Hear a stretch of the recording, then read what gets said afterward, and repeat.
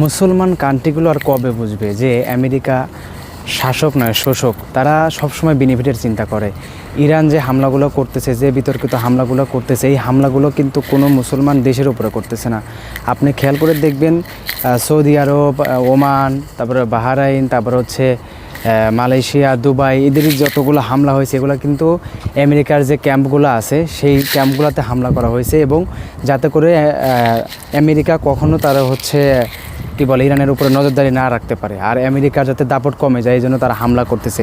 এই জিনিসটা আমাদের মুসলমান ভাইরা কবে বুঝবে? মানে সৌদির বাদশা বলেন, প্রিন্স বলেন।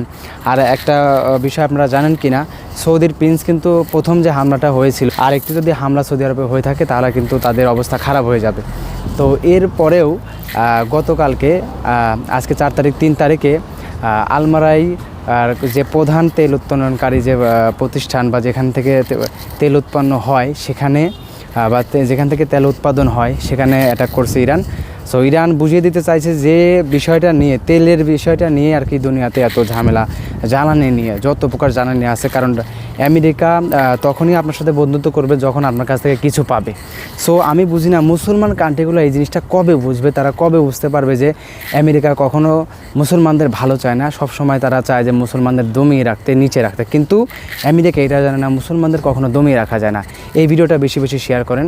আজকে 4 তারিখ, আলহামদুলিল্লাহ আজকে সৌদি আরবে কোনো অ্যাটাক হয়নি, তবে বিশেষজ্ঞ যারা আছে তারা বলতেছে যে সৌদি আরবের অ্যাটাক আরও হবে, বা এই যে যুদ্ধ চলতেছে আমেরিকা, ইরান এবং ইসরায়েলের মাঝে, এই যুদ্ধটা মোটামুটি 1 মাস বা 1 সপ্তাহ বা 4 সপ্তাহ অবধি দীর্ঘায়িত হতে পারে। আর এই পর্যন্ত ইরান যে অ্যাটাক করছে ইসরায়েলে, এটা তো দেখার মতো না। কারণ এখন তথ্য প্রযুক্তির দেশ, আপনারা জানেন যে আমেরিকা কখনোই তাদের ক্ষয়ক্ষতি প্রকাশ করবে না বা কোনো টিভি নিউজকে প্রকাশ করতে দিবে না, ঠিক আছে। তবে ইসরায়েলের অবস্থা খুবই খারাপ। ইসরায়েলের কিছু কিছু শহর, মানে কিছু কিছু বাড়ি বা অঞ্চল, যেটাই বলেন গ্রাম বলেন, একদম মাটির সাথে মিশে গেছে। আমরা চাই যে ইসলামের বিজয় হোক ইনশাআল্লাহ। সো আমি চাইবো মুসলমানের যে কান্ট্রিগুলো আছে এদেরকে মহান আল্লাহ তাআলা হিদায়াত দিক, বোঝার তৌফিক দিক। আল্লাহ তাআলা আমাদের মনের আশা কবুল করুক। আসসালামু আলাইকুম।